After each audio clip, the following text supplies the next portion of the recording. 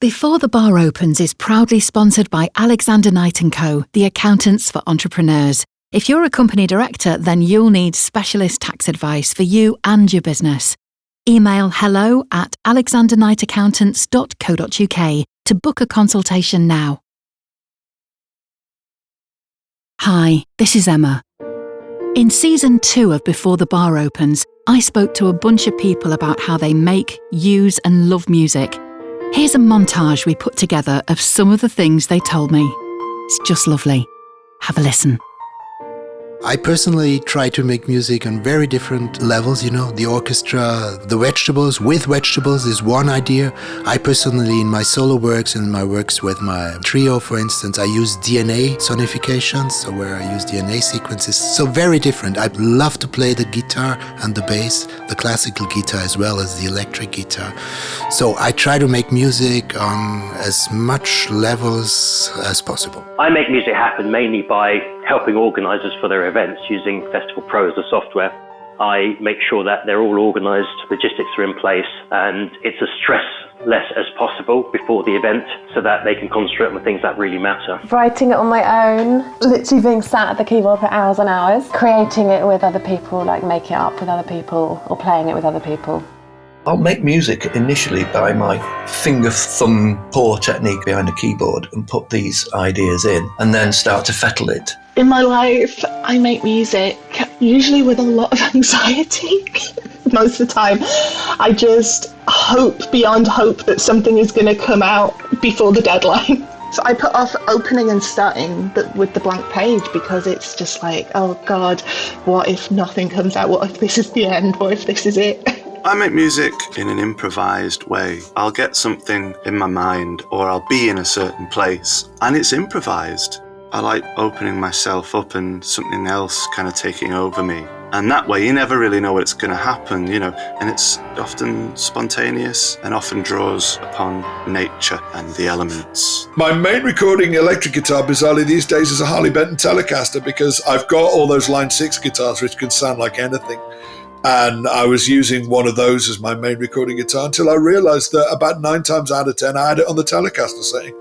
And I thought, well, evidently my favourite guitar sound is Telecaster. Why have I never owned a Telecaster? So I bought a Harley Benton Telecaster, a 1952 copy. That has become my principal recording electric guitar. For a lot of people, the late night love songs are also breakup songs, and they remind you of a past relationship, a past partner, and a lot of the songs are played are funeral songs. So whilst reflecting the nation's mood and emotions, because some of the songs we played strike a nerve with me, and it's like, oh my goodness, this was played at my grandma's funeral. It all brings that emotion through, and when you're on the air reading that script and then you play the next song, you've got to put that microphone off quickly because I was filling up with tears, and it's part of a mood that we're trying to portray. It is a very emotional thing for a lot of people, but one song means a lot to one person and it means nothing to somebody else, and that's the beauty of music, isn't it? I use music mainly as a place to calm down, to get inspired, as well when listening and playing. I use music mainly to keep me happy, I think. I think music's an inspirational thing. Finding an interesting band, it's all about the mood, and I think without music I'd probably be quite bored.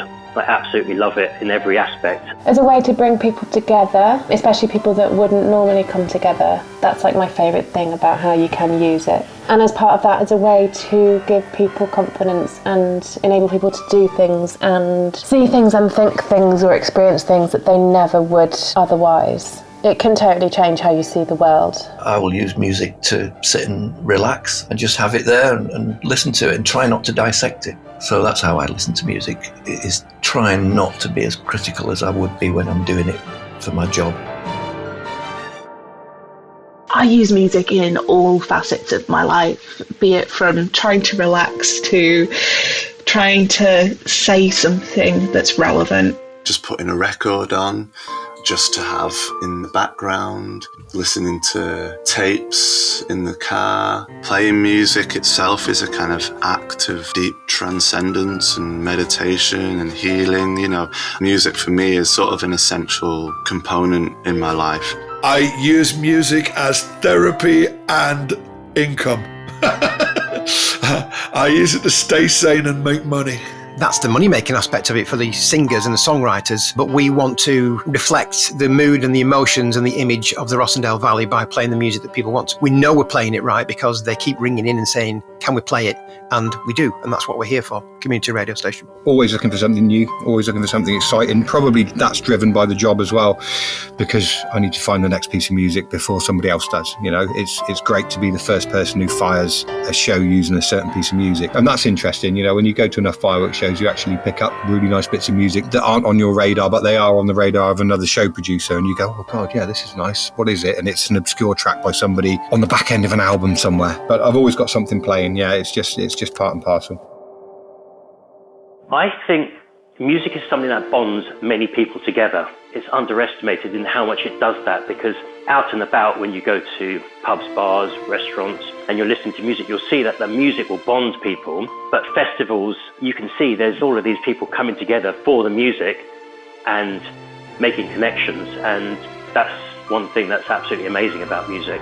It's a very worldly, spiritual thing. It's spiritual on one hand, but it's not something abstract, you know, because it's very, you can hear it, you know, you can touch it when you play it on your own. So it's here, it's real, but it's spiritual too. You can go through an emotional experience with someone that you couldn't even necessarily speak the same language as, that you can have a shared experience with. It can cut through loads of those things, and it can be something that two people with nothing in common can completely share in. It's a language that's more international than English is, if you like. A tune will affect and can be heard and understood by everybody in the world, really. And you could say it is the most international language. The song that you loved as a child growing up, you play it and it just brings back those memories of being in that paddling pool in the summer, or playing the late night love songs, and it brings back the emotions of losing a loved one. And that's the power of music. It's very powerful, it's very magical, and it's very emotional. I love that music can say what words can't say. It can express things that pictures can't express. It can say things that words can't say, and it can move in ways that nothing else can move you. I love music made by people I know, and I love that kind of identity behind it. It's so hugely varied and almost never ending, and it affects everybody differently, and it can bring people to tears or it can uplift you. You know, it's really powerful. It gives form to everything. It gives shape to my thoughts, and it gives colour to every aspect of the world that doesn't actually have literal colour. It's been around for as long as I can remember, and I can't contemplate really what it would be like without it. And that wraps up Season 2 of Before the Bar Opens. Before the Bar Opens is created by me, Emma Clarke, and is produced by Rick Watson. I composed the theme music. You can hear the full piece on our website, beforethebaropens.com. Do check it out because there's loads of stuff on there. Please subscribe, leave us a review, hopefully a lovely one, and please tell your mates. We'll be back later this year. Thanks very much for listening.